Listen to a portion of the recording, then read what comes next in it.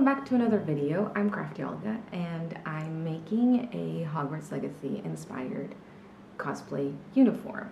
So if you're new here to the series, I'm gonna run through it really quickly, the idea, but you can also watch the other two videos that I've already made on this series explaining a little bit in more detail what the idea was. But essentially, I loved the outfits and the clothing in Hogwarts Legacy, the game, and I wanted to recreate something that I feel like I would have worn to school if I went to Hogwarts in the 40s instead of the 1890s. The idea is to make a three-piece suit with a matching blouse.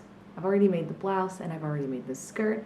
Today's episode is all about the waistcoat. For the pattern, I'm using a self-drafted pattern. The waistcoat comes together really quickly. This is a very simple make, so that's the plan for today, and I will let voiceover Olga tell you all about how that went. Okay, so as you know from my previous video on this series about, the Hogwarts Legacy inspired uniform, I'm using the Minerva Core range polyester suiting in the color gold for this. And this is actually the first piece I made for the suit. So, yeah, I'm just pinning my pieces down. This is a self-drafted waistcoat that I made. The original pattern that I got, I used McCall's 8161 as like a bodice block, and then I kind of drafted it. And I've made a couple of versions of this, and this is the same vest that I made for my Hobbity vest, like Hobbity Waistcoat. So if you want to have like a more in-depth look of how I drafted it, I will leave that linked in a card. But yeah, this is a super basic waistcoat. It's just the front piece, the back piece, which I guess I could have made it to be cut on the fold, but I didn't think about that at the time. And then there's a facing piece, which is basically like the front, but without like the front kind of piece cut in half, sort of, and then with seam allowance. It's not really that simple, but it kind of is. After I cut out all of the pieces, I went ahead and marked them. I have a couple bust dart on the front pieces, and then there's a shoulder dart on the back pieces, so just front transfer that over. And for the lining, I thought it'd be really fun to use the same lining or the same fabric that I used for my shirt for this cosplay as the lining. I thought it would be a fun little nod, so I went ahead and did that. It's a cotton poplin, which will present some challenges in future videos, but we'll see. Yeah, so basically same thing, but for the lining. Now I'm gonna go ahead and make the darts all in one go. I like to pin my darts when they're flat, so I put a pin through both lines, and then I pinch that closed and pin it in place, and this gives me like 99.99% accuracy most of the time, and then sometimes it's a little bit crooked and you just fix that. But it's way easier than trying to match the lines on both lines of the fabric. Then to stitch the darts, I start at the wider part and backstitch, and then leave the thread tails long at the tip without backstitching. Then I tie off the ends of those threads and probably tie them 2 or 3 times. Then I cut off the excess, leaving about an inch or like 2.5 centimeters. And then I press the dart with my tailor's hammer. Then we can do a bit of batch sewing. I like to do this, so I'll pin as much as I possibly can in one go. Basically, I'm doing the center back seam of the back pieces as well as the side seams on the vest.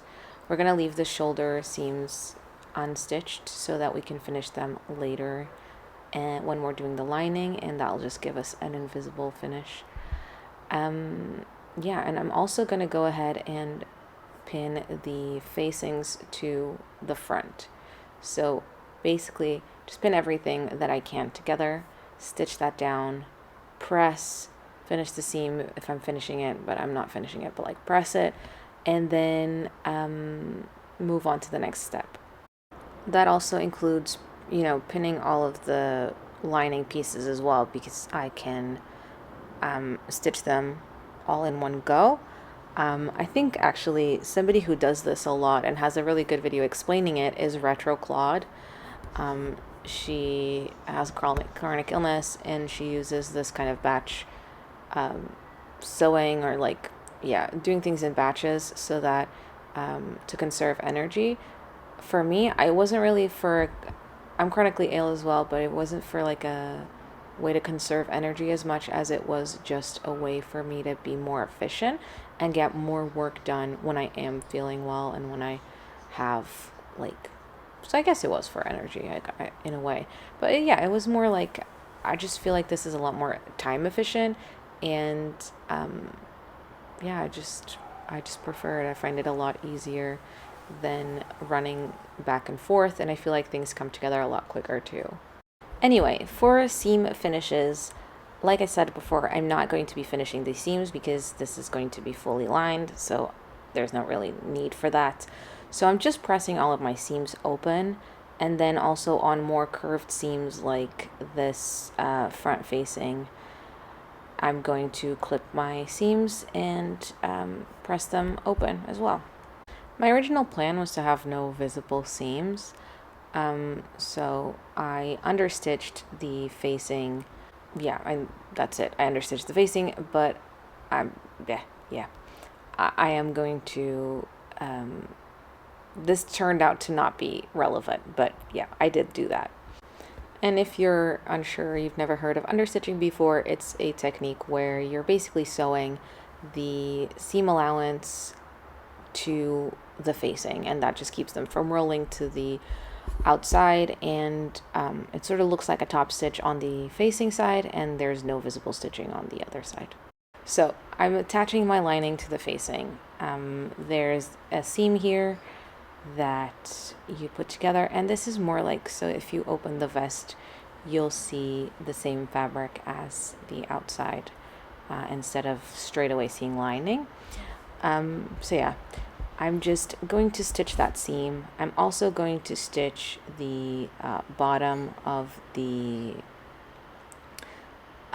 vest to the lining. So basically I'm going to stitch everything all around, like the armholes, everything except the shoulder seams. Like the shoulder seams are going to stay open for until the very end, basically.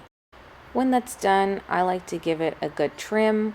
Anything that can be pressed, any seam that can be pressed open is pressed open, and then whatever seams I can't press open, I then just flip the vest to the right side out, I guess, and press it flat.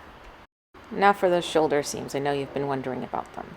So we're going to pin the fashion fabric shoulder seams together, leaving the lining free. So join, the shoulder on the back to the shoulder on the front, attach those on the sewing machine, and then you can press the shoulder seam open, trim it if you like. So I like to press that seam open, and then I also give the lining shoulder seams a press. So I press them, the seam allowance under, so that they lines up perfectly, and then I can stitch that by hand. Then it was time for buttons. I chose these really cute brown ones. I think they're the same that I used on my Hobbity vest, actually. A smaller size, but same design. Anyway, they're vintage buttons that I got from an estate sale. So I used them to measure out the size of my buttonholes. And for some reason, I started making them by hand. I don't know why. I don't remember, because this was a couple of months ago now. So I don't remember why I was making them by hand. But I do remember that it didn't work out because this fabric frayed quite a lot. And I'm not very good at making hand-wound buttonholes. So I did end up making these on the sewing machine in the end. But yeah, I don't have footage of that, sadly.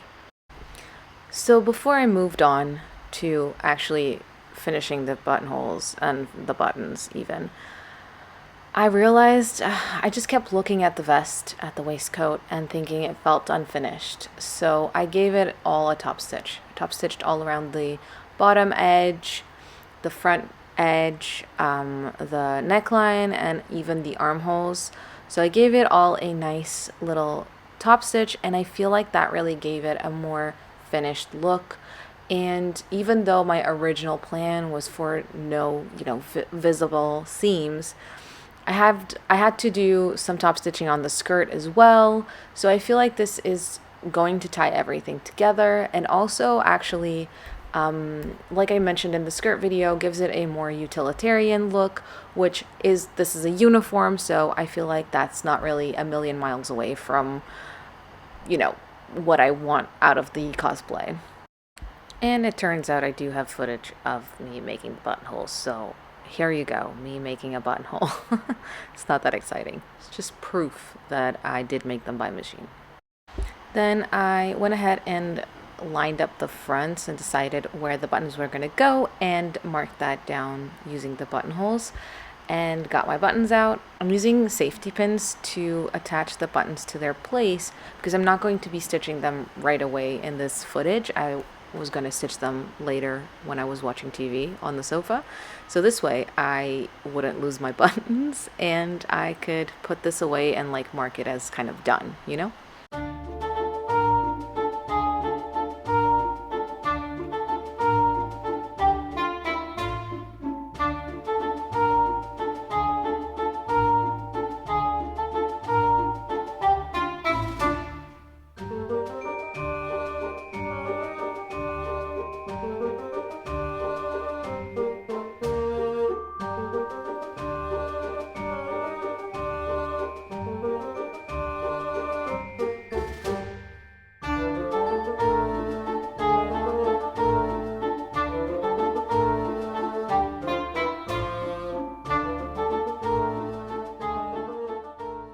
I'm really happy with this make. I think there's still some fit issues that I can address, and there's still some like tweaking that I can make for this to be a better fit. I would really like to make a waistcoat that is very fitted, but I feel like that this might not be a pattern for that. I think I might have to draft a new one with that in mind. But yeah, I really love this waistcoat. I've worn it on multiple occasions actually. Yeah, I'm really excited with how this is looking, with how it's coming together.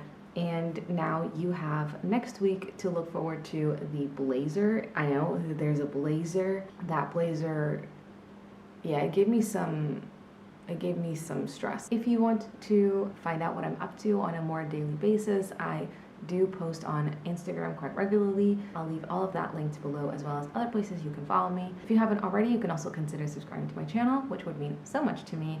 We have just made it to 100 subscribers, and I would really love it if we could make it to 200 next. And I also have to say, in the spirit of full disclosure, a yellow fabric from Minerva, I did get that for free in exchange for a post about my make on their website, which is also linked below if you want to go and check that out. That's everything for me for today. Thank you so much for watching. I hope you enjoyed this video, and I will see you in the next one. Bye!